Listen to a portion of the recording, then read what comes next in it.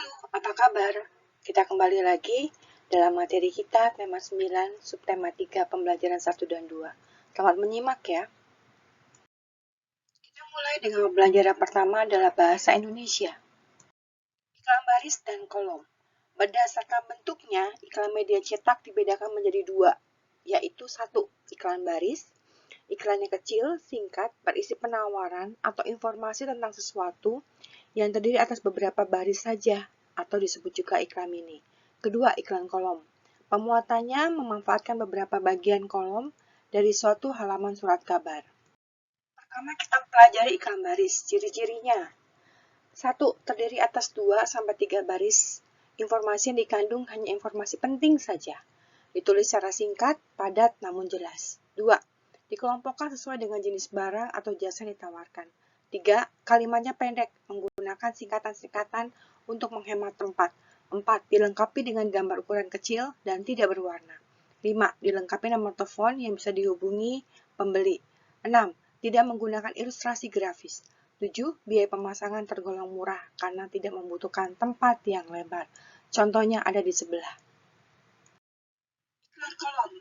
Ciri-ciri. 1.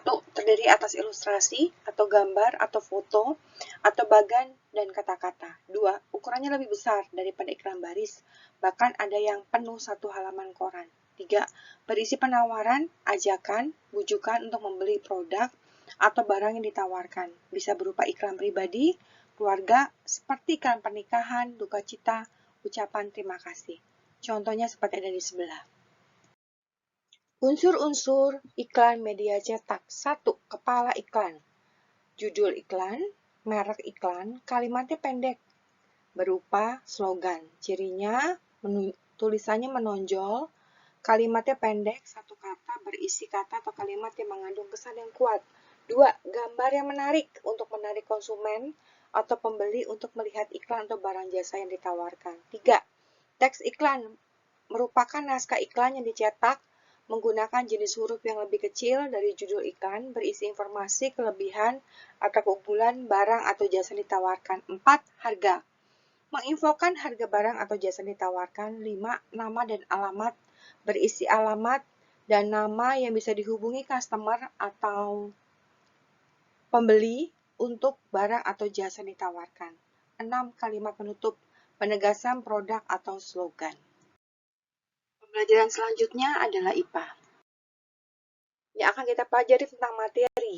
Materi adalah segala sesuatu yang menempati ruangan. Ada dua macam materi, zat tunggal dan campuran. Zat tunggal terdiri dari sejenis materi atau zat murni, contohnya air. Ada dua macam zat tunggal, satu unsur. Unsur adalah zat tunggal yang tidak dapat diuraikan menjadi zat lain, seperti besi, emas, aluminium, karbon, nitrogen, tembaga, perak, seng, dan oksigen, seperti contoh di bawah. Kedua, senyawa terbentuk dari perikatan kimia dari dua atau lebih jenis unsur, contohnya garam dapur, gula pasir, asam cuka, soda kue, vitamin C. Kita bisa lihat contoh-contoh yang ada di gambar bawah. Campuran gabungan dua zat atau lebih yang sifatnya tidak hilang sama sekali. Misalnya, bisa gabungan dari unsur dengan unsur, senyawa dengan unsur, senyawa dengan senyawa.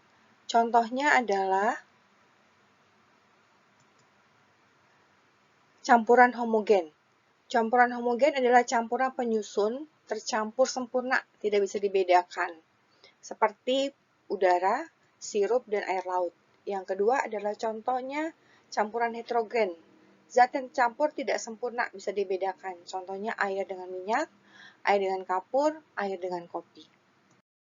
Pelajaran selanjutnya adalah SPDB. Karya seni rupa merupakan cabang dari seni rupa yang memiliki ciri khas dari suatu daerah, dari latar belakang sejarah suatu daerah tersebut, dipengaruhi oleh corak seni tradisional. Corak seni tradisional terdiri atas 1. Seni rupa dua dimensi, itu memiliki panjang dan lebar saja.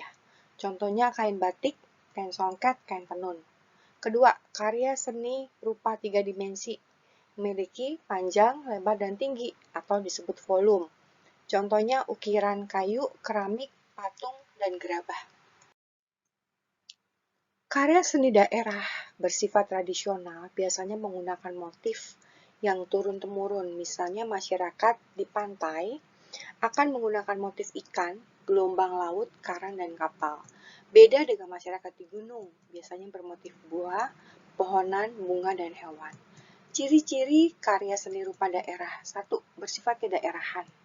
Kedua, dipengaruhi oleh budaya dan latar belakang sejarah suatu daerah.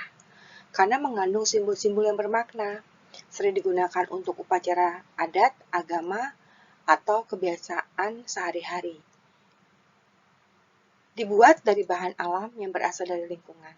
3. Corak dan motif dipengaruhi oleh kondisi fisik, geografi suatu daerah, dan corak seni tradisional masyarakat setempat. Sedangkan fungsi seni rupa, 1. Secara pribadi atau individu, sebagai media untuk mengekspresikan jiwa, emosi, mencerminkan segala sesuatu baik suka, duka, marah, juga sebagai media mengekspresikan cita-cita, pandangan hidup, watak, bentuk, corak bahan, dan juga teknik. 2. Fungsi sosial, media pendidikan, media hiburan, media komunikasi, media keagamaan.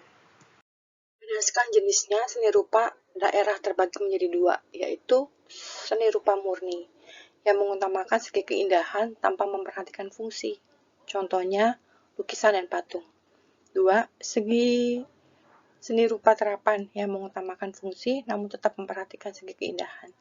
Contohnya, batik, ukiran kayu, dan gerabah. Demikianlah pembelajaran kita hari ini. Terima kasih telah menyimaknya. God bless you.